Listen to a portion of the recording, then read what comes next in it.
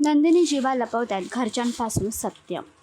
पार्थ आणि काव्यामुळे मिळाली नंदिनी आणि जीवाला नवीन आयडिया.